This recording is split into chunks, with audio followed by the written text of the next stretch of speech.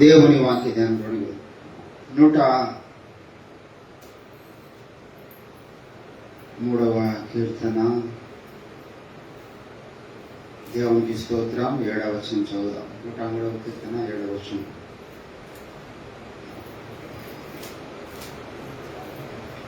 ఆయన మోషేకు తన మార్గములను తెలియజేసెను, ఇశ్రాయేలు వంశస్థులకు తన క్రియలను కనబరచెను. చదవబడిన లేఖన భాగము దేవుడు మన వినికిడిలో ఆశీర్వదించును. ప్రభునందు నాకు అత్యంత ప్రియులారా, చదవబడిన లేఖన పరిశుద్ధ భాగంలో మనము జాగ్రత్తగా గమనించినట్లయితే మొదటి నుంచి అనేక సంగతులు జ్ఞాపకం చేస్తూ దైవజనుడైనటువంటి దావీదు, నా ప్రాణమా యెహోవాను సన్నిధించుము, నంతరంగమందున్న సమస్తం ఆయన పరిశుద్ధ నామమును సన్నిధించుము. ఏ కారణం బట్టి సన్నిధించాలి? ఏ కార్యము దేవుడు మీ పట్ల జరిగించాలని మీరు సన్నిధించాలని అడిగితే ఆయన చెప్తున్నాడు, ఆయన చేసిన ఉపకారములు అనేకములు ఉన్నవి. అందులో ఒకటి ఏంటంటే నా దోషములన్నిటినీ, మొదటిది ఏం చేశాడు చెప్పండి, 3వ వచనంలో, ఆయన నీ దోషములన్నిటినీ క్షమించువాడు. ఆ కారణాన్ని బట్టి నువ్వు దేవుని ఏం చేయాలి? సన్నతించాలి. రెండవది, నీ సంకటములన్నిటినీ కూడా కుదుర్చువాడు. సమాధిలో ఉండి నీ ప్రాణమును విమోచించి ఉన్నాడు. కరుణా కటాక్షములు కిరీటముగా నీకు ఉంచి ఉన్నాడు. పక్షిరాజు వలె నీ యవ్వనమును ఆయన క్రొత్తదగునట్లు చేయుచున్నాడు. మేలుతో నీ హృదయమును తృప్తిపరచుచూ ఉన్నాడు.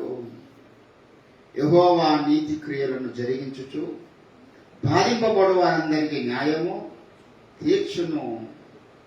ఆయన మోషేకు తన మార్గములను, దేవుడు చేసినటువంటి అనేక అనేక అనేక అనేక అద్భుతమైనటువంటి ఉపకారములన్నీ జ్ఞాపకం చేస్తూ దైవజనుడు అంటున్నాడు. సడన్ గా ఒక కొత్త విషయాన్ని చెప్తున్నాడు. ఏంటంటే, నీకు మేలు చేశాడు, నిన్ను దేవుడు నీ దోషములు క్షమించాడు, కరుణా కటాక్షములు కిరీటముగా నీకు దయచేస్తున్నాడు, పక్షరాజ్యం వల్ల నీ యవ్వనం కొత్తదవుతున్నది, నీ సంకటం కుదురుస్తుంది. అని ఓకే, అవి నా వ్యక్తిగతంగా దేవుడు నాకు ఖచ్చితంగా ఇవ్వాలి. ఆయన నాకు ఉపకారం చేయకపోతే నాకు లోకంలో ఉపకారాలు చేసే వాళ్ళు ఎవరు లేరు, అందరు అపకారం చేసేవాళ్ళే. ఆయన నాకు క్షేమాన్ని ఇవ్వకపోతే, ఆయన నాకు కాపుదల ఇవ్వకపోతే నాకు లోకంలో కాపుదల లేదు అని దేవుని బిడ్డలారా, మనం దేవుడిని సన్నతిస్తాం. ఎప్పుడు కూడా నీకు దేవుడు చేసిన మేలు. ఎంతో మంది మనం అనుకుంటాం, నిన్నడిన పాశ్రం ఒకటి నా ఫోటో పెట్టి సంగారెడ్డి చౌరసకట, ఆమె ఈతల నుంచి అవతల దాడుతూ ఉంది రోడ్డు మీద. అంత ఏం అర్జెంట్ ఉందో తెలియదు. లారీ కింద పడ్డది పాపం, లారీ పై కింద పడ్డది. ఒక కాళ్ళు ఒక చేయి మిగిలిందంటే ఏమి లేవు, ఒక కాళ్ళు ఒక చేయి, అది ముఖాల నుంచి కిందికి ఒక అరచేయి మిగిలింది. మొత్తం ఆ టైర్ కత్తుకుని వెళ్ళిపోయింది, నేల కత్తుకుపోయింది, తీయడానికి కూడా రాదు శరీరం. ఏంటంటే మరి మనకు దేవుడు ఎన్నో ఎన్నో ఎన్నో రకాల పరిస్థితులు ఆయన కాపాడుతున్నాడు. ఈరోజు మనము సజీవులుగా ఉన్నామంటే అది ఖచ్చితంగా దేవుని యొక్క ప్రత్యేకమైన కాపుదల విషయాన్ని మనం మర్చిపోకూడదు. దేవుని బిడ్డలారా, ఈ అన్ని ఉపకారాలను జ్ఞాపకం చేసుకుంటున్నటువంటి క్రమంలో ఇంకొక ఉపకారాన్ని కూడా నువ్వు జ్ఞాపకం చేసుకోవాలి. ఏంటంటే, ఆయన తన మార్గములను బయలుపరచువాడు. మోషేకు తన మార్గములు తెలియజేశాడు. చాలా మంది మార్గములు గుర్తుపట్టకుండానే ఆత్మీయ జీవితంలో ముందుకు సాగుతున్నారు, ఆత్మీయాత్రను ముగిస్తున్నారు. మార్గములు చాలా ప్రత్యేకమైనటువంటివి. దేవుని బిడ్డలారా, యెహోవా నీ మార్గములు ఎంత రమ్యము. దేవుని యొక్క శ్రేష్టమైనటువంటి మార్గాలు ఉన్నాయి.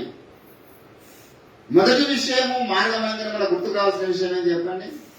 యేసుప్రభు అన్నాడు, నేనే మార్గమును, నేనే సత్యమును, నేనే జీవమును, నేనే గొర్రెలు పోవు ద్వారమును, నేనే మంచి కాపరిని, ప్రధాన కాపరిని, మీ యొక్క యజమానుడు, మీ యాజకుడును. నేను ఏంటండి, నేను అని చెప్పడానికి అన్ని రకాల క్వాలిటీస్ ఉన్నటువంటి ఏకైక వ్యక్తి మా ప్రభువైన యేసుక్రీస్తు. హల్లెలూయా. మనం చెప్పలేము. ఇప్పుడు నేనే మార్గం నేను చెప్పగలుగుతానా? నేనే సత్యం నేను చెప్పగలుగుతానా? నేనే జీవమును, నేను మిమ్మల్ని స్వస్థపరుస్తానని చెప్పగలుగుతానా? నేను మీకు పరలోక రాజ్యం ఇస్తానని చెప్పగలుగుతానా? నేను మీకు నరకం తప్పించగలుగుతానని చెప్పగలుగుతానా? చెప్పలేనప్పుడు ఇంకా నేను అనేటటువంటి పదం మనకు వర్తించదు దేవుని బిడ్డ. ఈ నేను అనేటటువంటి పదం మన జీవితంలో ఉన్నంత కాలం, నేను నాది, నేను అనుకున్నది ఎగ్గాలి, నేను అనుకున్నది నెరవేరినటువంటి తత్వం ఉన్నంత కాలము దేవుడు అటువంటి వారిని వాడుకోడు. మనలో ఈ అహము అనేటటువంటిది చచ్చిపోవాలి. మొన్న ఒక సిస్టర్ చెప్తా ఉంది సోషల్ మీడియాలో, A to Z వరకు ప్రతి అక్షరం వంగి ఉంటుందంట, కానీ ఐ అనేటటువంటిది వంగదంట. అది మంచిగా డిస్కవర్ చేసింది అనిపించింది. ఏ వంగి ఉంటుంది, బి వంగి ఉంటుంది, అన్ని రకాలు ఒకటి ఉంటాయి. ఐ మాత్రము చక్కగా ఉంటుంది, వంగదు. అది దాని వంశినోడు భక్తుడు. బ్రతుకువాడను నేను కాదు అన్నాడు దైవజనుడైనటువంటి ఓఫ్రాయ్ గారు. ఏంటి నేనన్నాడు? లేదు, నేనంటాడు ఎప్పుడో చచ్చిపోయాడు. ఈరోజు చాలా మంది జీవితాల్లో ఈ అహమైనటువంటిది పోలి కారణాన్ని బట్టి దేవుని బిడ్డలారా మరి ప్రభు కొరకు వారు వాడబడలేకపోతున్నారు. పైపెచ్చు వారి ఆత్మీయ జీవితాలు కూడా బలంగా లేవు. వారి ఆత్మీయ జీవితాలు దివాళ దేవగల కారణం ఏంటి? మరి చర్చికి వెళ్తున్నామండి, చాలా అద్భుతంగా వాక్యం చెప్తారు, చాలా మంచి ఇంగ్లీష్ సర్వీస్ ఉంటుంది, తెలుగు సర్వీస్ ఉంటుంది అని చెప్పారు నాకు ఒక బ్రదర్. నా దగ్గర నుంచి వెళ్ళిపోయిన తర్వాత హైదరాబాద్ అయినా అది ఇంగ్లీష్ చర్చికి వెళ్ళాను. నేను అన్నాను, సరే బాబు ఇంగ్లీష్ చర్చికి వెళ్తున్నావు కదా, కనీసం నువ్వు ఇంగ్లీష్లో మనం ప్రార్థన చేస్తున్నావు ప్రతిరోజు ఉదయం అడిగి. అది తెలుగులో కూడా చేస్తున్నాడు. నువ్వు ఇంగ్లీష్ చర్చి పోయినావా, కన్నడ చర్చి పోయినావా అనేది కాదు మ్యాటర్. అక్కడ మనలో ఎంత ఈ అహమాయట చచ్చిపోతున్నది, మనలో ఎంత ప్రార్థన తీవ్రత పెరుగుతున్నది, మనలో ఎంత పరిశుద్ధత పెరుగుతున్నది, మనలో ఎంత నేననే గుణం చచ్చిపోయి మరి దీనత్వం మనలో వస్తున్నది. పౌలు అంటాడు, మేము దీన స్థితి యందు అతిశయపడుచు. మేము తల్లి గారావించినట్లు మిమ్మల్ని అనేక ఎవరండి గారావించరని చెప్పండి. విచిత్రం కదా, అంత గౌరవం ఎందుకు సంఘం మీద ఆయనకు? ఒక తల్లి ఎంత బిడ్డను గౌరవిస్తుందో అంత గౌరవించాలంటే అది మామూలు ప్రత్యక్షతన. అందుకే నాకు అనేక సేవలు, 2 సేవలు చాలా ప్రత్యేకంగా నాకు ఇష్టపూర్వకమైన సేవలు. ఒకటి ఏంటంటే వృద్ధుల సేవ, చాలా ఇష్టమైనటువంటి సేవ. వృద్ధాప్యంలో ఉన్నవారిని సేవ చేయాలి.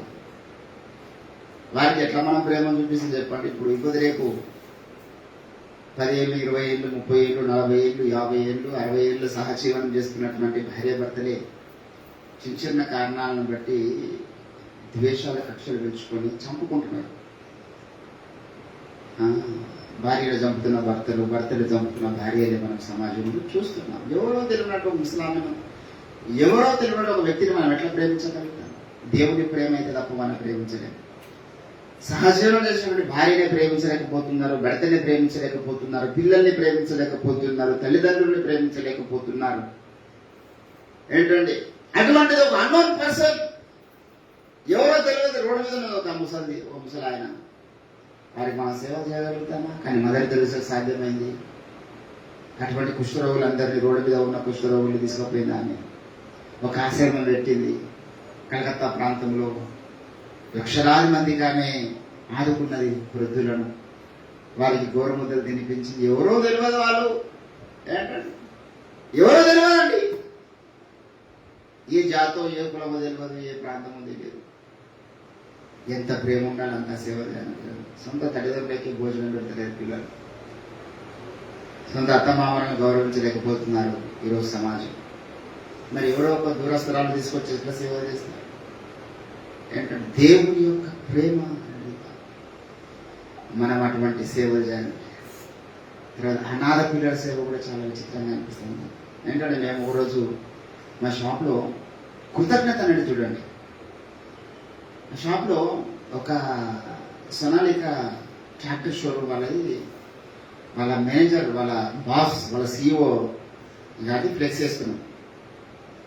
ఆయన బర్త్డే కూడా ఆ రోజు ఒక సంవత్సరం అయింది.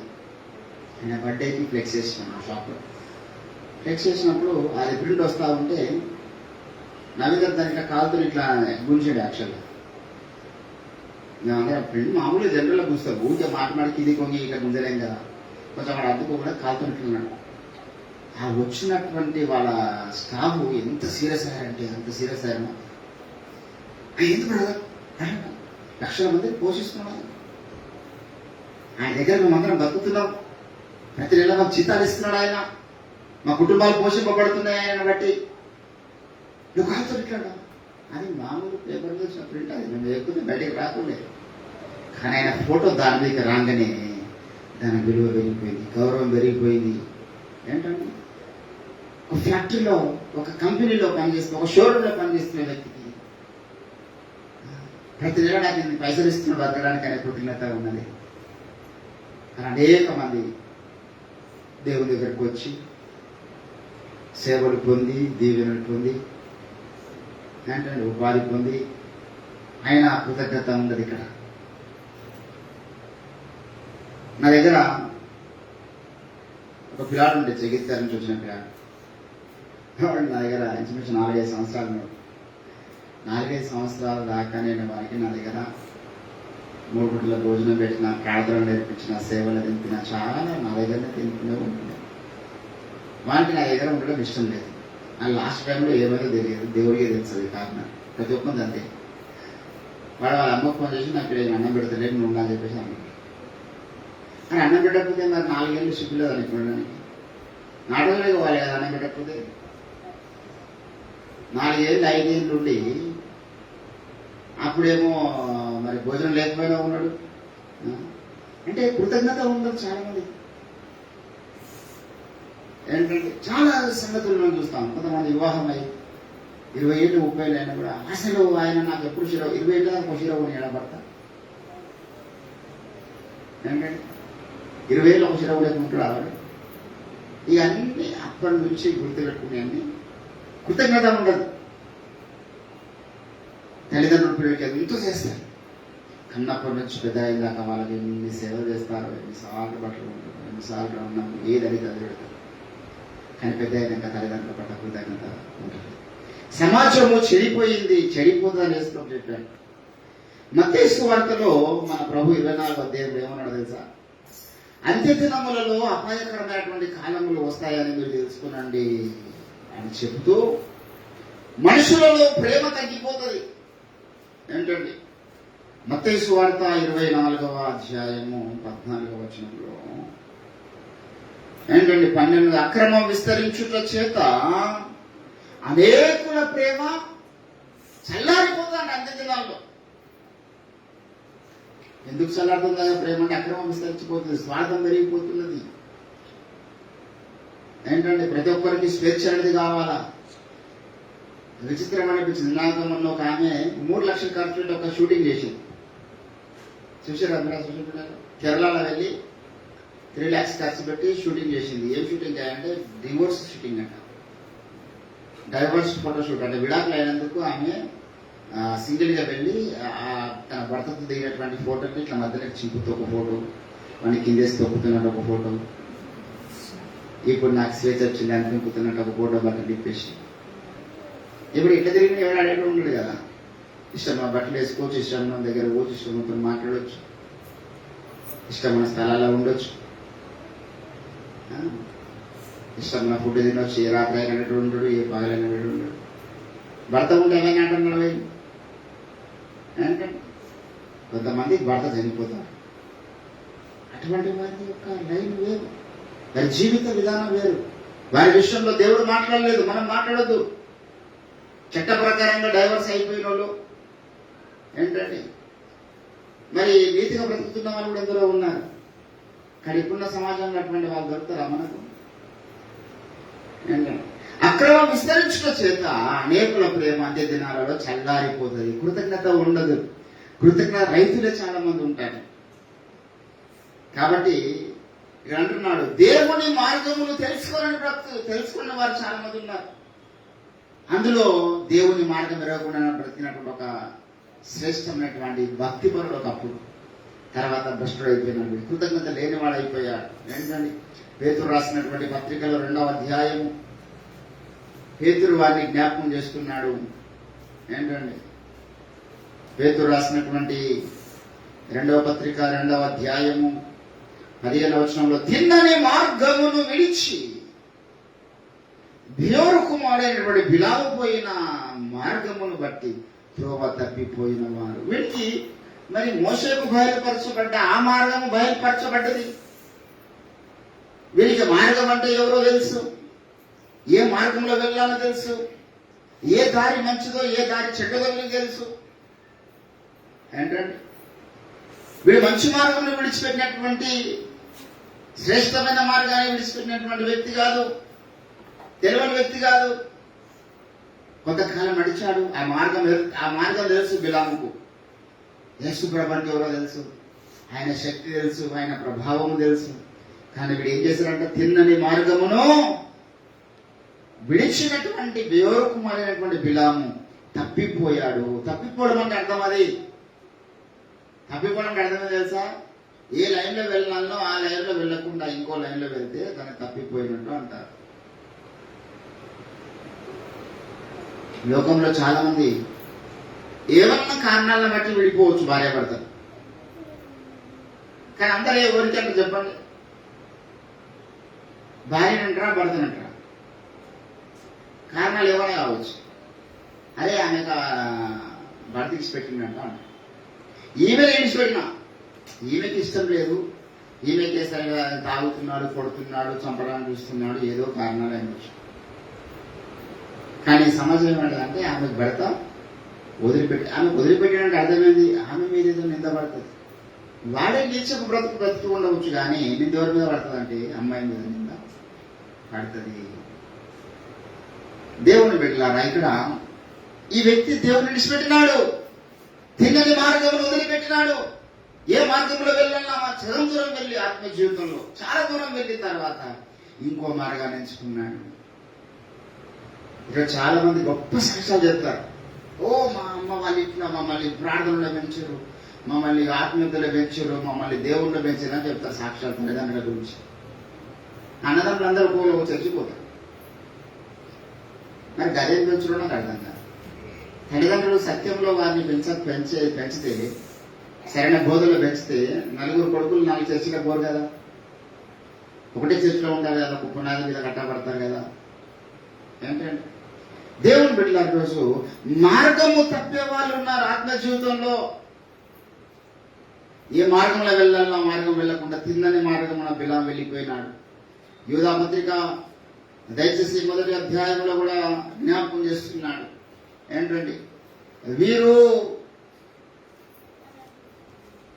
దేవుని మార్గములు విడిచిపెట్టేటువంటి వ్యక్తులు.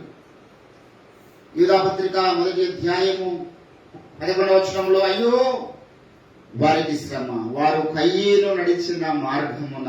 ఇప్పుడు యేసు ప్రభు ఏర్పాటు చేసిన మార్గం ఉన్నది, కయ్యను మార్గం ఉన్నది, బిలాము నడిచినటువంటి తప్పుత్రోవ ఉన్నది, కోరావు నడిచినటువంటి మార్గము కూడా ఉన్నది. లోకంలో ఒకటే రకమైన మార్గం లేదు. ఇప్పుడు సంగపూర్ వెళ్ళాలి, సంగపూర్ ఖమ్మం కానుసుకొని వెళ్తాం. ముట్రాస్పూర్ వెళ్ళాలి, దానికో రోడ్డు. చేగుండ వెళ్ళాలి, దానికో రోడ్డు. తూప్రాన్ దానికో రోడ్డు. గజ్వేల్ నుంచి చుట్టుముట్టు 100 గ్రామాలకు వెళ్ళొచ్చు. ఒక్కో గ్రామానికి ఒక్కొక్క రోడ్డు. ఇక్కడ కొంతమంది అంట కయ్యను నడిచిన మార్గం నడుస్తున్నారంట. ఏంటంటే మోషకు దేవుడు తన మార్గములు బయలుపరచుడు కదా. ఏ మార్గం అది? యేసు.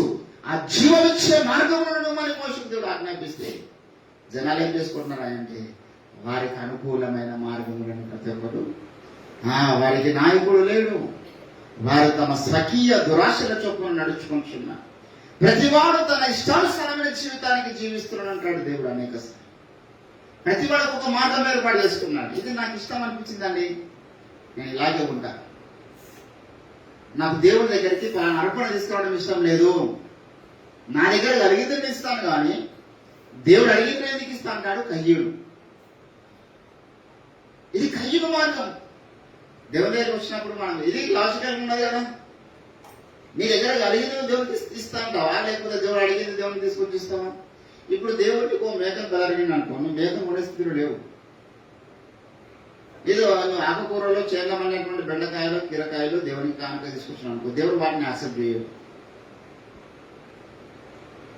నేను బలిని కోరాను, నా సంతతికి నువ్వు గొర్రెపిల్లని తీసుకొని రావాలని చెప్పాను, నువ్వు బెండకాయ తీసుకొచ్చిన దేవుడు కయ్యను తృణీకరించి. అంటే అర్థమైందంటే దేవుని బిడ్డారా, దేవుడు కోరుకున్నటువంటి బలి మనం ఇవ్వడం నేర్చుకోవాలి. ఇప్పుడు మనకి ఏం బలి కొడుతున్నాడు దేవుడు చెప్పండి? ఇప్పుడు మనం మేకలు అడుగుతున్నాడా, గొర్రెలు అడుగుతున్నాడా, బెండకాయలు అడుగుతున్నాడు? ఏం అడుగుతున్నాడు? మీ జీవ ఫలను నాకు అర్పించండి, మీ దేహము సజీవమైన యాగముగా నాకు మీరు సమర్పించండి. ఇప్పుడు దేవుడు అడుగుతున్నది వేరు. ఇప్పుడు మనం ఏమంటాం?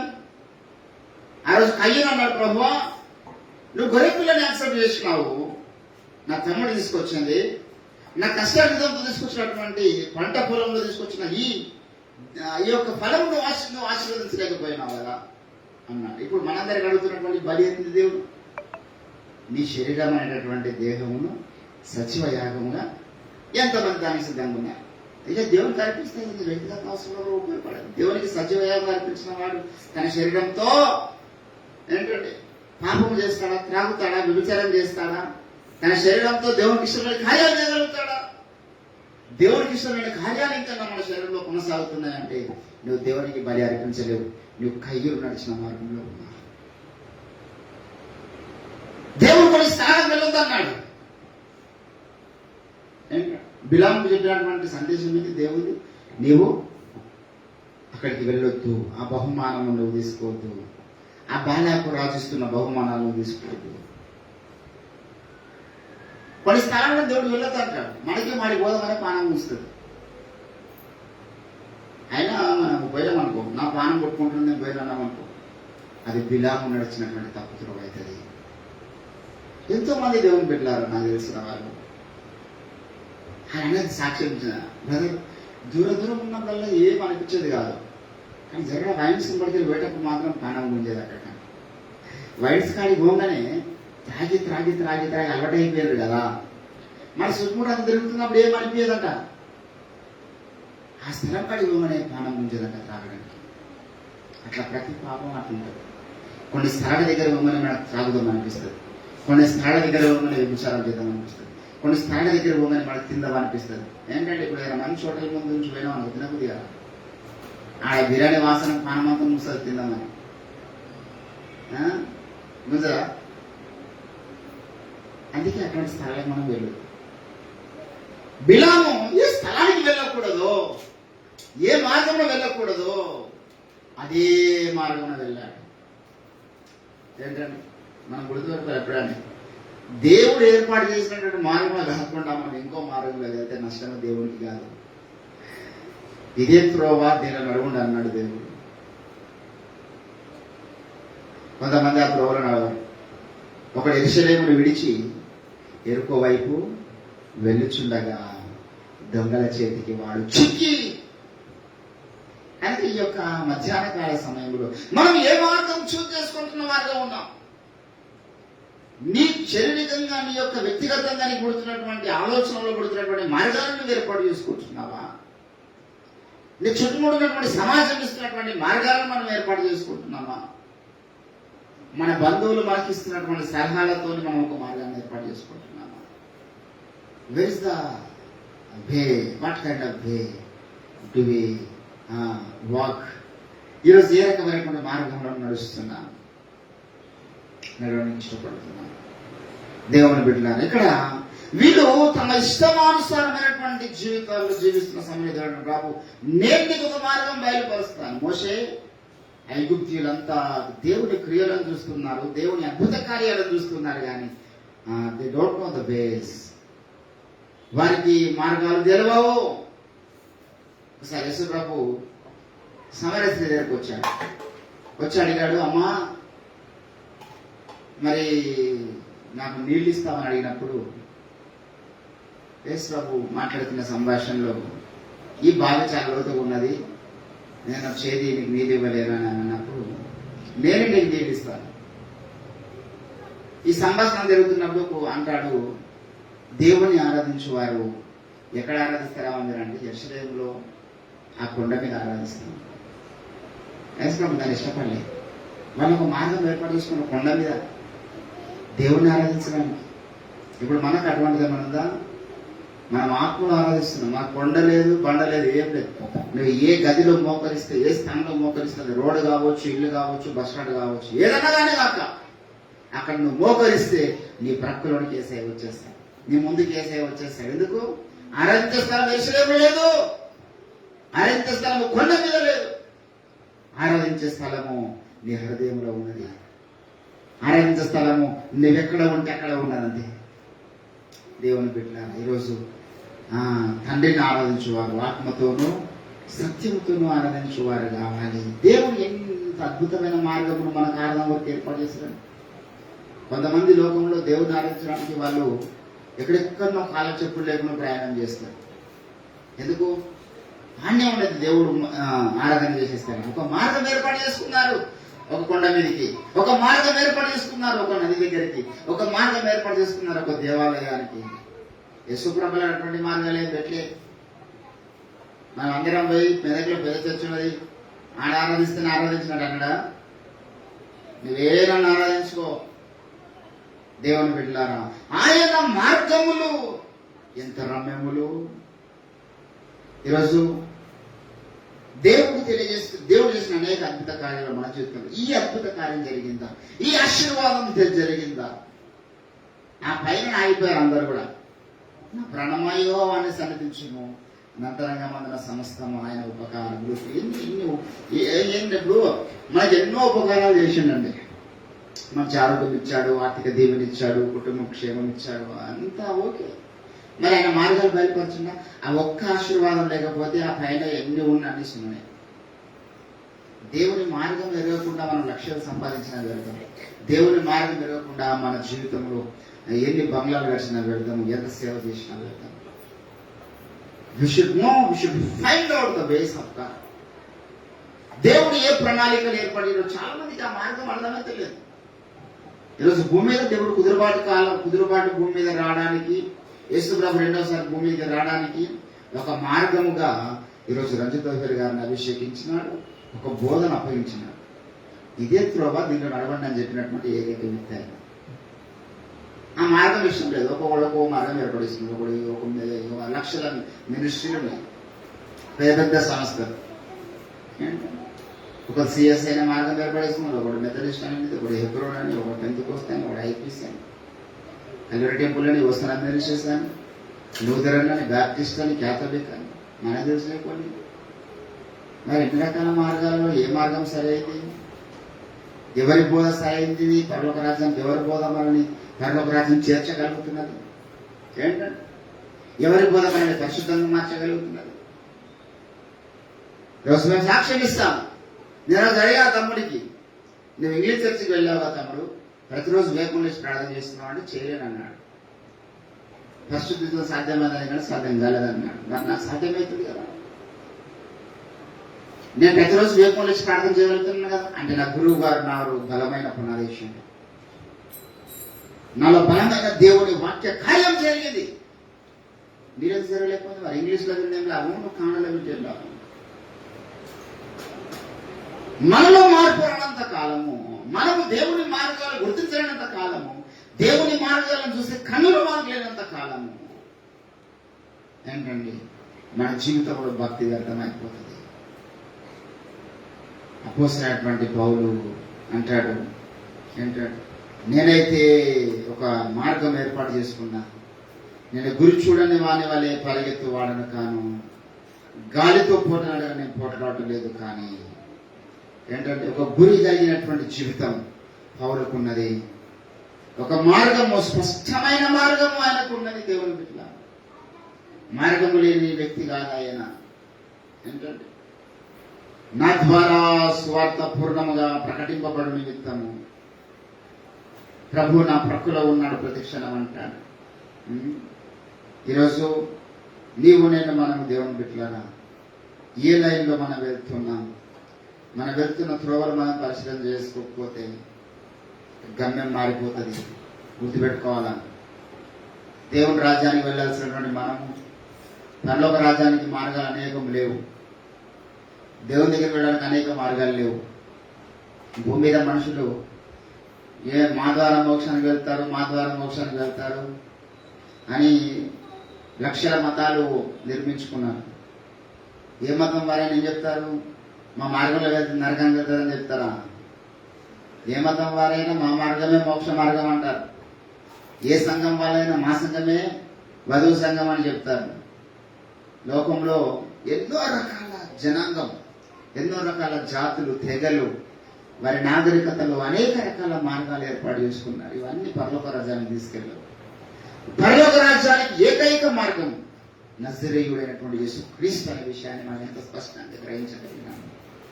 అంతే స్పష్టంగా మన ఆత్మ జీవితంలో మన సిగ్గుపడక్కలేని పని వాడుగా నిలబెట్టి ఆ మార్గాన్ని కూడా ఎన్నిక చేసుకోవాల్సినటువంటి బాధ్యత మన మీద ఉన్నది. చాలా మంది యేసుప్రభువును విడిచిపెట్టి వెళ్ళిపోతున్నారు. పోనీ మనకేం సంబంధం లేదు, మనకి ఇంకో మార్గం మంచిగా అనిపిస్తుంది. ఇక్కడ నుంచి సంగపూర్ వెళ్దామని బయలుదేరి ఆ గ్రౌండ్ లో ఉన్న లెఫ్ట్ సైడ్ కూడా మంచిగా అనిపిస్తుంది. అట్లా పోవచ్చు, మన ఇష్టం. కానీ వాడి జీవితంలో సంగపూర్ రాదు. అటు ముడ్రస్వాల్ వస్తుంది, అటు నుంచి పాములపల్లి వస్తుంది, అటు నుంచి కొండపోజంలో మునిగిపోవాలి. వాడు రూట్ తప్పిందనుకో, ఒక్క దగ్గర రూట్ మిస్ అయిపోతే జీవితంలో చాలా నష్టపోతాం. జీవితకాలానికి సరిపడే శాపాన్ని ముడాడుకున్న వాళ్ళంతా మా రూట్లు వెళ్తే మనం. దేవుని బిడ్డలారా, దట్స్ వై బీ కేర్ఫుల్. ఈరోజు మన ఆత్మ జీవితాలు చాలా జాగ్రత్తగా ఉండాలి. మోషే అంటున్నాడు దేవుడు, మోషే నీవు నా మార్గాలు గుర్తుపట్టినావు. జనాంగం ఉన్నారు, వాళ్ళ నా మార్గాలు గుర్తుపడేటట్టుగా తిరిగి మరలా ఐగుప్తుకి వెళ్దామని చూస్తున్నారు. తిరిగి మరలా దాస్యం కిందికి వెళ్దామని చూస్తున్నారు.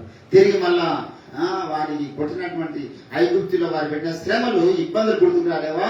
వాళ్ళు పెట్టిన బెండకాయలు గుర్తుకొచ్చినాయంట, కిరకాయలు గుర్తుకొచ్చినాయంట. ఎంత దారుణం అండి! అక్కడ బెండకాయలు కిరకాయలు తిన్నా పర్వాలేదు, మేము వాళ్ళని దాసులమై ఉంటామంటున్నారు. ఎంత చీకటి తత్వం! ఇప్పుడు చాలా మందికి అదే పరిస్థితి. దేవుడు అద్భుతంగా వాడుకుంటున్నటువంటి స్థలాన్ని విడిచిపెట్టి కొన్ని శ్రమలు దేవునిలో రాగానే నేను మళ్ళీ ఊరెళ్ళిపోతాను, నేను అక్కడికి వెళ్ళిపోతా, ఇక్కడికి వెళ్ళిపోతా అని అదంతా స్పిరిట్. అదే ఐగుప్తు నుంచి బయటకు వచ్చినటువంటి జనాంగ స్పిరిట్. అది ఐగుప్తు దగ్గర బయటకు వచ్చిన తర్వాత మళ్ళీ ఐగుప్తు పోదు. మనం పాపపు దాస్యం నుంచి బయటకు వచ్చిన తర్వాత మళ్ళీ పాపం దాస్య కిందికి వెళ్ళొద్దు. లోక స్నేహాల నుంచి బయటకు వచ్చిన తర్వాత మళ్ళీ లోక స్నేహాలకు వెళ్ళొద్దు. లోక బంధాలన్నీ విడిపింపబడి లోకానికి వేరే రక్షణ పొందిన మనం మళ్ళీ లోకంలో కలిసిపోవద్దు. We should live separated. మనం ప్రత్యేకంగా జీవించడానికి పిలువబడిన వారు. కానీ అందరికీ సాధ్యం అయ్యేది తెలుసా? మార్గములు పరిగణించలేకపోవడం. క్రియలు తెలుసు, అద్భుతాలు తెలుసు, దేవుడు ఉపకారములు తెలుసు. నా దోషంలో క్షమించాలన్న సాక్ష్యం వాళ్ళు కూడా ఇవ్వగలుగుతారు. నా సంకటములన్నీ కుదిర్చాలన్న సాక్ష్యం ఇవ్వగలుగుతారు. కరుణ కటాక్షములు నాకు ఇచ్చారు, అన్నీ ఉన్నాయి. Everything is fine. మార్గములు గుర్తుపట్టావా? మార్గములు గుర్తుపడితే ఎంతటికైనా తెగించగలుగుతారు. మార్గం గుర్తుపట్టిన వాడి జీవితంలో ఉండే గట్స్ వేరు. వాడు పెద్ద పెద్ద టాస్క్స్ కలిగి, వాడు ఏదో చిన్న చిన్న గురి కలిగి ఉంటాడు. మార్గాన్ని గుర్తుపట్టిన వాడు బిగ్ గోల్స్ పెట్టుకుంటాడు. ఈరోజు దేవుని బిడ్డలారా, ఈరోజు మనం దేవుని కొరకు చేస్తున్నటువంటి రిస్క్ ఎందుకు తెలుసా? ఆయన మార్గాలు మనం చూసాం కాబట్టి ఇంత మనం దేవుని కొరకు శ్రమ పడుతున్నాం. లేకపోతే మనకి గౌరవ ఉండరండి, మన ఇష్టానుసారంగా బ్రతకొచ్చు. కానీ దేవుని భయం మనలేకపోవడం. నేను అలాగ చేయకూడదు, నేను అలాగ మాట్లాడకూడదు, అలాంటి క్రియలు నా జీవితంలో ఉండదు. ఎందుకు తెలుసా? నేను ఒక పవిత్రమైన మార్గంలో నడుస్తున్న వ్యక్తిని. నేను యేసుతో ఉన్నాను, యేసు నా ప్రక్కలో ఉన్నాడు, యేసు అనే మార్గంలో ఉన్నాను. నేను how should I commit that kind of sin? I am live in Jesus only. Yesu అనే ఆ మార్గంలో నేను ఉన్నాను కదా. యేసయ్య మార్గంలో పాపం ఉన్నదా? యేసయ్య మార్గంలో లోకాశలు ఉన్నాయా? యేసు ఏర్పడేసిన మార్గంలో ఏంటంటే త్రాగుడు లాంటి కార్యాలు ఉన్నాయా? లేవు కదా. మరి ఇంకా అటువంటి క్రియలు జరుగుతున్నాయంటే వారు వేరే మార్గంలో ఉన్నారు. యేసు నడిచిన మార్గంలో నడవగలిగితే తండ్రి చిత్తం నెరవేర్చడం అనే కార్యం ఉన్నది. నా తండ్రి చిత్తం నెరవేర్చుటే నాకు ఆహారం అనే కార్యం ఉన్నది. ఎలా? యేసు నడిచిన మార్గంలో తన శిష్యులను అంతం వరకు ప్రేమించినటువంటి కార్యం ఉన్నది యేసు నడిచిన మార్గంలో. ఎవరంటే శిష్యులు? అన్నదమ్ముల. ఎవరో చేపలు పట్టేవాళ్ళు. వారిని మీద అంత ప్రేమ ఎందుకు చేసే? ఏంటండి? నిస్వార్థమైన ప్రేమని. ఈరోజు మనకు ఆ ప్రేమ కావాలి. యేసయ్య నడిచిన మరి నడుస్తున్నామని చెప్పుకొని సాటి సహోదరులను గౌరవించకలేకపోతే అది యేసయ్య లైన్లో ఉన్న లైన్ కదా. అది ఏదో కయ్యను లైను, బిలాము లైను, కోరావు లైన్. అది యేసయ్య లైన్లో ప్రేమ ఉన్నది, యేసయ్య లైన్లో క్షమించడం ఉన్నది, యేసు నడిచినటువంటి లైన్లో సిలువ మరణం ఉన్నది, యేసు నడిచిన మార్గంలో ఉపవాసాలు ఉన్నాయి, యేసు నడిచిన మార్గంలో తండ్రి చిత్తం నెరవేర్చుకునే కార్యం ఉన్నది, యేసు నడిచిన మార్గంలో పరిశుద్ధత ఉన్నది, యేసు నడిచిన మార్గంలో దేవుని యొక్క చిత్తం నెరవేర్పున్న దేవుని పెట్టారు. ఈరోజు మన యేసు ప్రభు మన కొరకు ఒక మార్గము అన్నాడు. చివరిగా మాడుతుండండి పేతురు రాసినటువంటి పత్రిక ఏంటంటే 2వ అధ్యాయము 24వ వచనం.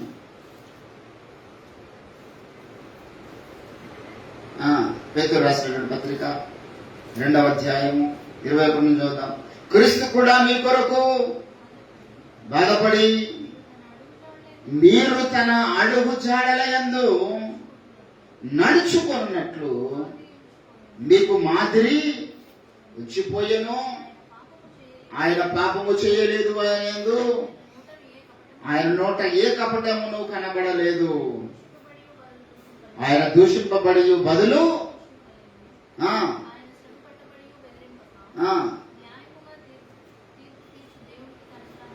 ఇది యేసయ్య మార్గంలో ఉన్నటువంటి లైన్. యేసు ప్రభుల వారు ఏంటంట దూషింపబడి, మనం ఎప్పుడంటే చేసాం. మీరు ఇప్పుడు జీవితాన్ని ఒకసారి వెళ్తే వాళ్ళు చూసుకోండి. నేను ఎవరైనా దూషించిండ్రు, పర్వాలేదు అనుకున్న దినాలు ఉన్నాయా? నిన్న మేము వెళ్తా ఉంటే 2 పిల్లలు మాలోకంలో వస్తున్నారు రోడ్డు మీద. మాకు అడ్డం బండి మీద లేకున్నా వాళ్ళు మాలోకంలో అటు చూసుకుంటూ వస్తున్నారు. దగ్గర కూర్చుంది, ఇలానే కూర్చుంది. పిల్లలకు సోయలేదని నేను అన్నా. రాష్ట్రంలో మెంటల్ అమ్మే కానది. ఆ పిల్ల కూడా ఏమన్నా పిచ్చాన్ని కానీ ఏమంటే పాగల నువ్వని అన్నట్టు తక్కువ ఆ పిల్లలదే ఉన్నది. చక్కటి చిన్న పిల్లలు ఎంత పెద్ద మాట్లాడుతుంది. దూషింపబడి బదులు ఎవరు లేని లోకంలో వాళ్ళకి ఏదన్నా అంటే వెంటనే అనేస్తారు మాట. నాకు అంత పెద్ద మాట అంటదా? నేను కూడా అంట. ఏ మాట్లాడకపోయినా అనే వాళ్ళే ఉన్నారు. దూషింపబడి కాదండి, ఏ దూషణ లేకుండా దూషించబడినారు రోజు లోకంలో. కరేసుకోమంట ఆయన దూషింపబడి మళ్ళా తిరిగి దూషింపలేదు. ఆయన శ్రమ పెట్టబడి బెదిరింపక న్యాయంగా తీర్పు తీర్చు దేవునికి ఆయన పాపము చేయలేదు. ఆయన నోట ఏ కపటమో. ఇది యేసయ్య మార్గం. మరి మన జీవితంలో మనం అదే మార్గంలో ఉంటే మనం కూడా దూషింపబడాలి, కానీ మనం బదులు దూషింపకూడదు. మన యేసయ్య మార్గం ఉండే పాపము చేయకూడదు. యేసయ్య మార్గం మన నోట ఏ కపటము, కపట మాటలు రావద్దు. ఏదైనా బేఫ్రాంక్గా ఓపెన్గా ఉండాలి అంతే. మనము లోపల ఏదో కాపట్యము నింపుకొని హృదయ కాపట్యంతో మాట్లాడద్దు, కపటపు మాటలు పలుకోవద్దు. యేసయ్య ఏర్పాటు చేసిన మార్గము పవిత్రమైంది. దేవా నీ మార్గము నాకు బయలుపరచండి. బయలుపరచబడ తర్వాత కూడా విడిచిపెట్టినటువంటి బిలాములాగా మనం కావద్దు. ఈరోజు మనకు బయలుపరచబడదు. ఫర్ ఎగ్జాంపుల్, రక్షణ మార్గము యేసు ప్రభు అనే విషయం మనకు బయలుపరచబడ్డది. ఎంతమంది రక్షణలు తొలగిపోతలేరు? మొన్న ఆయన పెద్ద సేవకుడిగా బిల్డప్ ఇచ్చి లాస్ట్కి వస్తే వాడు మళ్ళీ ముస్లింగా కన్వర్ట్ అయ్యాడు మొన్న. ఎందుకంటే వానికి మార్గం విడిచిపెడదాం అనిపించింది. దుష్టుడు దాడి చేసింది వాడి మీద. ఒకరు 20 ఏళ్ళు 25 ఏళ్ళు ఓపెన్ లో ఉండి వాడి మినిస్ట్రీ విడిచిపెడదాం అనిపించింది వాడిని. మినిస్ట్రీకి వెళ్ళి బయటికి పోయిన తర్వాత వాడు సిగ్గు లేకుండా ఒక పెద్ద మాట అన్నాడు. ఆయన బ్రతుకు ఫస్ట్ నుంచి మంచిగా లేదండి. ఆయన బ్రతుకు ఫస్ట్ నుంచి మాకు తెలుసు మంచిగా లేదు అన్నాడు వాడు. అరే సిగ్గులోనే వేదవా నువ్వు అంతా నీకు ఫస్ట్ నుంచి మంచిగా లేకపోతే 20 ఏళ్ళ కిందనే విడిచిపెట్టేది. 20 ఏళ్ళు సిగ్గు లేకుండా ఆయన వెనకాల తిరిగి ఓపెరి గారిని బట్టి పేరు సంపాదించి, ఓపెరి గారిని బట్టి సమాజంలో గౌరవం సంపాదించి, ఓపెరి గారిని బట్టి ఇంటర్నేషనల్ లెవెల్కి వేదికి ఇప్పుడు ఆయన బ్రతుకు ఫస్ట్ నుంచి మంచిగా లేదంటావా? సైతాన్ ఆడవా? దేవుని యొక్క ప్రేమను అంతా కనులారా చూచి ఏంటంటే అందరికన్నా ఎక్కువగా సాతాను దేవుడు ప్రేమించాడు పరలోక రాజ్యంలో. ఎవరు లేరు, దూతలు ఇంకెవరు లేరు, వీడు ఒక్కడే. కొన్ని కోట్ల సంవత్సరాలు దేవుడి ప్రేమను వీడు రుచి చూసినటువంటి వ్యక్తి. కానీ వీడు సాతానుగా మారిన తర్వాత అంటాడు, ఆయన క్యారెక్టర్ మంచిది కాదు, దేవుడు అన్యాయం చేయించున్నాడు. ఇది సైతాను స్వరమే. ఈరోజు వాడు 20 ఏళ్ళు ఊపిరి గారిని వెంబడించి ఫస్ట్ నుంచి అలా బ్రతుకు మంచిది అన్నాడు చూడండి, సైతాను స్వరం. ఆ చీకటి ఆవరించిన తర్వాత అటువంటి మాటలు మాట్లాడతారు. కాబట్టి దేవుని బిడ్డ రోజు నీవు నేను మనం మార్గంలో గుర్తుపట్టినప్పుడు, ఈ మార్గం సరైనది అనుకున్నప్పుడు ఆ మార్గంలో ఉండాలి. లేకపోతే ఎంత త్వరగా ఆ మార్గాన్ని విడిచి వెళ్ళిపోతే అంత మంచిది. 5 ఏళ్లకు 6 ఏళ్లకు నా దగ్గర 6 సంవత్సరాలు బయటకు పోయాడు. ఆయన బ్రతుకు ఫస్ట్ నుంచి మంచిది కదా, నా గురించి కూడా. ఆ సిగ్గులను ఏదో ఆడాడు. వాడు ఫస్ట్ వెళ్ళిపోతే అయిపోతుండే కదా 6 ఏళ్ల కిందనే. అప్పుడు ఎందుకు కోరుకున్నాడు? వెళ్ళిపోతే ఎవడు దేకాడు. అప్పుడు వెళ్ళిపోతే ఎవడు దేకాడు, ఏడ విలువ ఉండదు, ఎవడు గుర్తించాడు. 6 ఏళ్ళు నా ప్రక్కలో ఉండి నాతో పాటు తిరిగి నన్ను బట్టి వాడికి ఏదైనా విలువ దొరికింది కొంత సమాజంలో. లేకపోతే ఎట్లా తెలుస్తుంది? నా ప్రక్కలో లేనటువంటి మనిషి గురించి వాడు మాట్లాడకుండా నా ప్రక్కలో ఉన్నందుకు నాకు వచ్చినటువంటి ఆ కేవల పరపతులు కొంతమంది దొరికింది. బయటికి పోయి నాకు మంచి పేరు వచ్చింది కదా, సాతి కింద వచ్చింది అని చెప్పేసి ఆయన బ్రతుకు ఫస్ట్ నుంచి మంచి లేదని సైతాన్ అనుకున్నాను. ఫిక్స్ అయిపోయి, అరే వీడు సైతాన్ జాగ్రత్త వెళ్ళిపోయి ఒకడు 25 ఏళ్ళు వెంబడించి ఫస్ట్ నుంచి ఆయన బ్రతుకు మంచి లేదన్నాడు కదా. వాడే సైతాన్ వారిలో వీడు కూడా సైతాన్ స్పిరిట్ అనుకుంటారు. దేవుని మార్గంలో విడిచిపెడతారు. దేవుడు ఏర్పరిచినటువంటి మార్గంలో కొనసాగుతున్న దైవజనులను విడిచిపెడతారు. దేవుని వాక్యాన్ని విడిచిపెడతారు. దేవుడు సత్యవాక్యం చేత ఒక మార్గాన్ని ఏర్పరిచినాడు భూమి మీద. ఇప్పుడు సత్యవాక్యాన్ని విడిచిపెట్టి ఇండిపెండెంట్గా సేవలు చేస్తున్న వారి యొక్క బ్రతుకులు మనం చూస్తే ఏముందండి సేవ? ఒక్కొక్కడికో మినిస్ట్రీ పేర్లు పెట్టుకొని పేర్లు సాధిస్తామని ఏవో పెట్టుకున్నారు. సర్వోన్నతుని సన్నిధి, మహోన్నతుని సన్నిధి, తర్వాత ఏ సన్నిధి లేదా, ఒక సన్నిధి కూడా లేదు. దేవుడు శాపం అనేది ఉంటుంది వాళ్ళ మీద. ఎందుకు? నువ్వు మార్గం విడిచిపెట్టినావు. తిన్నని మార్గం విడిచినటువంటి వేరుకమైనటువంటి బిలాములు పోయిన వారి వీళ్ళంతా, కయ్యను నడిచిన మార్గం నడుస్తున్న వాళ్ళు వీళ్ళంతా, ఘోరావు నడుస్తున్న మార్గం నడుస్తున్న వాళ్ళు వీళ్ళంతా. ఈరోజు అందుకే మోషే నా మార్గములు గుర్తుపెట్టు, నా మార్గములు నీకు బయలుపరుస్తా, నా త్రోవలు నీకు చూపిస్తా. మనం ఎక్కడైనా దేవుని బిడ్డ మన ఆత్మ జీవితంలో గుర్తుపెట్టుకోవాలి. ప్రతి మార్గం ఫస్ట్ మోపరిచి ప్రార్థన చేయాలి. ప్రభువా పలానా కార్యం చేద్దామనుకో, ప్రత్యేకంగా వివాహాల విషయం ఎంతమంది జీవితాలు చూస్తున్నాం. దారుణ కుటుంబాలు సర్వనాశనం అయిపోయింది. మోకరించి ప్రార్థన చేయాలి. జీవితానికి సంబంధించింది కదా అది. ప్రభువా నా కుమార్తె వివాహం చేయాలనుకుంటున్నా, నా కొడుకు వివాహం చేయాలనుకుంటున్నా, నీ చిత్తానుసారమైన బిడ్డని నడిపించమని ఉపవాసం ఉండి ప్రార్థించాలి.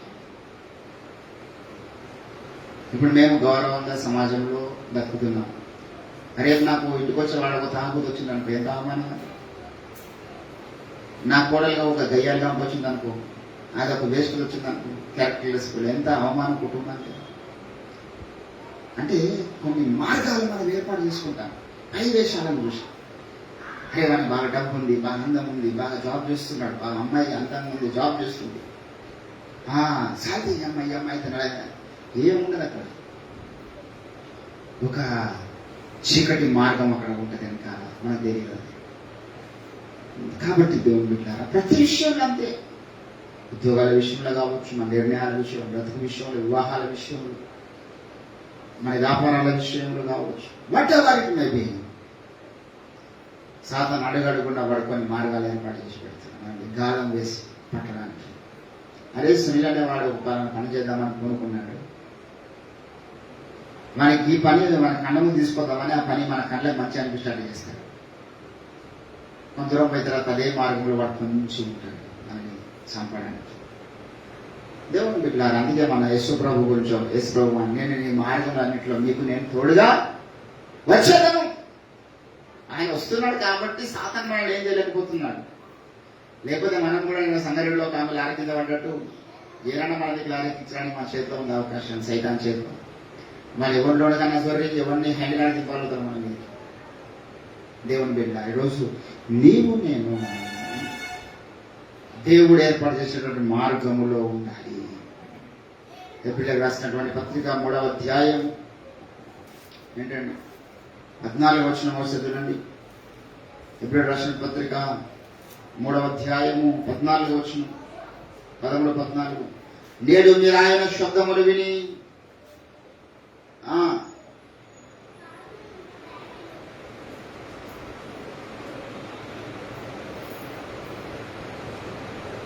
చదువుదాం.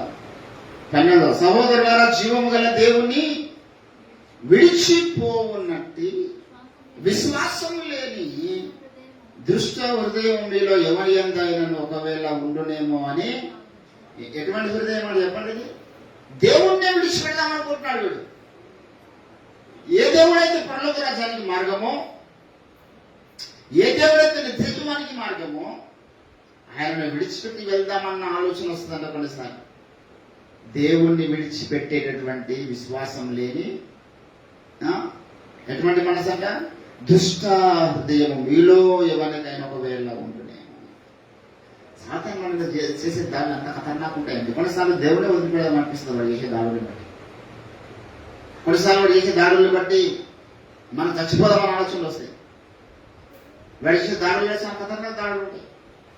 ఇక్కడ కొంతమందిని మార్గము తప్పిస్తున్నాడు, కొంతమందినేమో దేవుణ్ణి విడిచిపెట్టే విధంగా వాడు చేస్తున్నాడు. ఎంత జాగ్రత్తగా ఉండాలి ఇక్కడ వాడి దినాల్లో జీవిస్తున్నటువంటి మనం. ఈరోజు దేవుని పెట్టినారా, నీవు ఏర్పాటు చేసుకున్నటువంటి మార్గం ఎటువంటిది?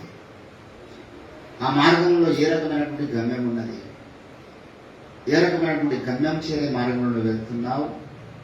ఈరోజు నీ ఆత్మ జీవితం తెలియజేస్తుంది.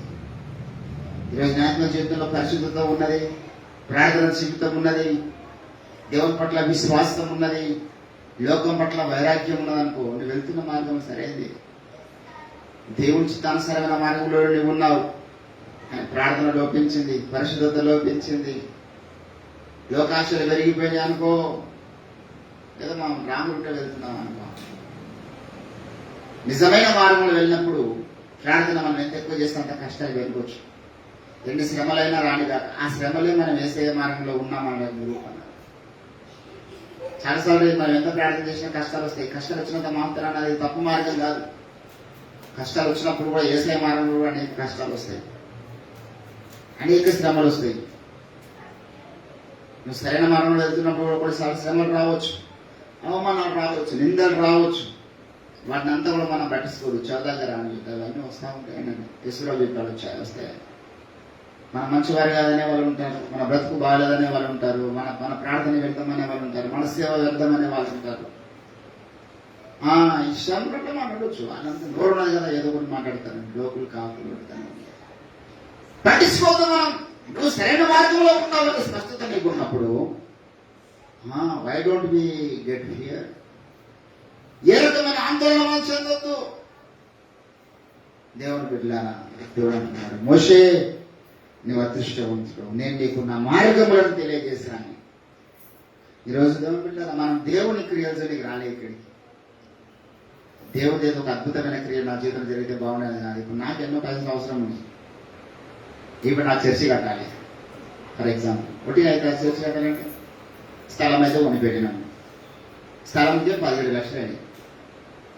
కట్టడానికి ఇంకో 20 లక్షలు కావాలి. ఏం తెలుస్తుంది? కానీ దేవుడు జరిగినప్పుడు జరిగిస్తామా? ఆయన అద్భుత కార్యాలు జరిగిస్తాం. దేవుడు ఎవరైనా దర్శించగలుగుతాడు, ఏదైనా చేయగలుగుతాడు. ఆయన నమ్ముతున్నాము. కానీ ఆ క్రియల కూడా మనం రాలేదు. ఇప్పుడు దేవుడు నాకు ఒక్క మందిరం ఇవ్వడం ఒక క్రియనే, నాకు కోట్ల రూపాయలు డబ్బులు ఇవ్వడం ఒక క్రియనే. కానీ అది మార్గం కాదు. మార్గం అనేది లేదు. ఒక సెంటిమెంటల్ అటాచ్మెంట్ దేవునితో నువ్వు మార్గం అనేది ఏర్పాటు చేసుకోవాలి. ఈరోజు మనం క్రియలు చూసే సంఘంగా ఉండొద్దు, దేవుని మార్గాలను చూసే సంఘంగా మనం ఉండాలి. హల్లెలూయా. మార్గములు విడిచే వారిగా ఉండొద్దు. చాలా మంది మార్గం విడిచిపెట్టినారు. అటువంటి వారిగా మనం ఉండొద్దు. ఈ మార్గంలో గట్టిగా, స్థిరముగా, దృఢమైన విశ్వాసం చేత మనం వెళ్తున్న వారి మీద అటువంటి ప్రత్యక్షంగా మనసు మనకు కావాలి. అటువంటి పరిశుద్ధత, నిష్కలంకమైన మనస్సు మనకు కావాలి. యథార్థమైన మనసు మనకు కావాలి. కపట మనసుతో ఎంతకాలం నువ్వు నడిచిన ఆ మార్గంలో నడిచినట్టే ఉంటుంది తప్పితే నువ్వు గమ్యాన్ని చేరుకోండి. మనం వెళ్తున్న మార్గంలో యథార్థమైన హృదయం కలిగి నడవాలి. పరలోక రాజ్యం మన దగ్గరలో ఉంది. హల్లెలూయా. దూరం లేదు పరలోక రాజ్యం మనకు. యథార్థవంతులకు ఆయన ఏ మేలు చేయక మానడు. కాబట్టి దేవుని బిడ్డలారా, అనేకులు అంత్య దినములలో జీవము గల దేవుని విడిచిపెట్టి జీవము లేనటువంటి దేవుళ్ళను ఆరాధించడానికి వెళ్తూ ఉన్నారు. మార్గాలు విడిచిపెడుతున్నారు. బహుమానాలను ఆశించి కొందరు బిలాములాగా తప్పుద్రోవలు నడుస్తున్నారు. దేవునికి ఇష్టమైన బయలు అర్పించి కై నడిచిన మనం నడుస్తున్నారు. దైవజనులు ఇష్టం లేకుండా దైవజనులు విడిచిపెట్టి వెళ్ళిపోతున్నటువంటి కోరావ సమాజం ఉన్నది. సత్య సేవలు విడిచిపెట్టి వెళ్తున్నటువంటి కోరావ సమాజం ఉన్నది. మనమైతే క్రీస్తు అడుగు జాడల్లో నడిచేవారే ఉండి. ఇది చాలా కష్టం. ఆత్మీయ జీవితం అంటే అది సింపుల్ గా వెళ్ళేది కాదు. ఈ త్రోవ it is very difficult to walk in this way. ఆయన సిలువను ఎత్తుకొని వెంబడించాలి. ఆయన వెనుక ఒక నూతన తీర్మానం తీసుకుందాం. ప్రభువా, మేము నీ అడుగు జాడలు నడిచేవారిగా ఉండాలి. ఎంత కష్టమైనా సిలువను మోస్తూ ఆత్మీయ జీవితంలో ముందుకు సాగేవారు ఉంటే కృపను అనుగ్రహించినట్టు మనం ప్రార్థన చేద్దాం. దేవుడు కొద్ది మాటలు మన వెనుకల్లో ఫలింపచేయను గాక. మనం ప్రార్థనలో ముందుకు సాగుదాం. రండి అందరం కూడా నువ్వు ఏర్పాటు చేసుకున్న మార్గము ఏ రకమైంది? ఒకడు ఏర్పాటు చేసుకున్న మార్గం ఎక్కిదేనో సరే, అది వానికి మంచిగా కనబడుతుంది. చివరికి అది గమ్యము మార్చేస్తుంది. దేవుని మొదట్లో మంచిగా అనిపించినటువంటి మార్గాలు చివరికి నాశనాన్ని తీసుకుపోయినవి కోట్ల మందికి. ఒక్కొక్క దిశలో ఒక్కొక్క మార్గం మంచిగా అనిపిస్తుంది.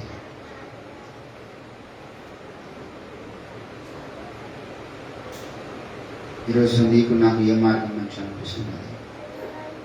మన ఇష్టానుసారమైన త్రోవలో మనం ఏర్పాటు చేసుకున్నాం. మేము పర్వాలేదు. ఆ త్రోవలో గమ్యం ఏమిటి?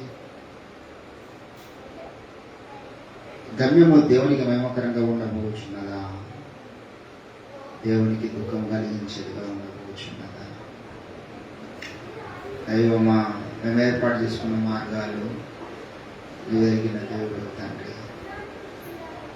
ఒక త్రోవలో వెళ్ళడానికి మేము చూస్తున్నాము, ఒక త్రోవలో వెళ్తున్నాం. గమ్యాలు మారిపోయే అవకాశం ఉన్నదేమో. మా బ్రతుకుల్లో అయ్యా నిన్ను విడిచి వెళ్ళే మార్గాలు ఏమైనా ఉన్నాయేమో, వాటిని తొలగించండి తండ్రి. ఎవరు మాతో ఉన్నా ఎవరు లేకపోయినా నిన్ను విడిచి పెట్టేవారికి మేము ఉండకూడదు. ఒంటరిగానైనా, లేమిలోనైనా, కలిమిలోనైనా, శ్రమలలోనైనా నా యేసును హత్తుకొని వెంబడించాలి. దేవా, ఈరోజు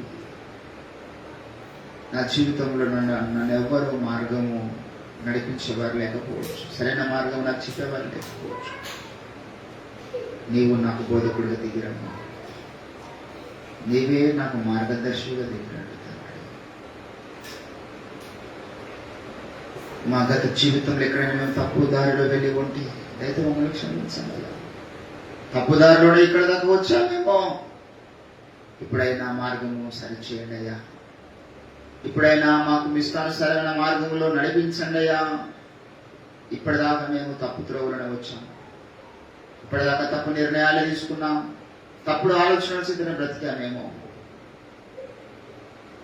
ఇక ముందు కాలాలు బ్రతకకూడదు.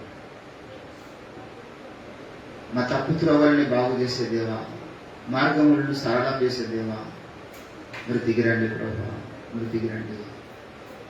మమ్మల్ని దర్శించండి. నీకు స్తోత్రాలు. హల్లెలూయా, హల్లెలూయా, హల్లెలూయా, హల్లెలూయా, హల్లెలూయా, హల్లెలూయా. దైవమా, ఇదివరకే ఎంతో నష్టపోయాం. మా ఇష్టానుసరైన మార్గంలో వెళ్ళి ఇక ముందుకు నష్టపోకూడదు. ఇక ముందుకు మీ చిత్తానుసారమైన మార్గం ఉండడమే నడవాలి. నీవు నీ అడుగుచాడుండవరని మాకు ఒక మార్గం ఏర్పాటు చేస్తావు. దూషింపబడి బదులు దూషింపలేదయ్యా. మరో లక్షణం లేదేమో, మేము వేరే మార్గంలో ఉన్నామేమో. తండ్రి మాకు జ్ఞానం దయచేయండి, మాకు జ్ఞానం దయచేయండి.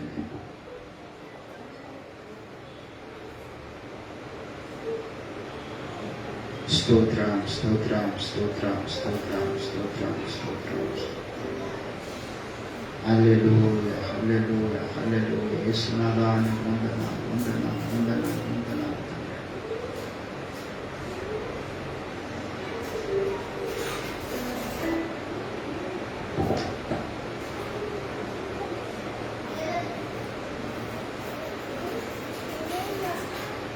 తీసేనా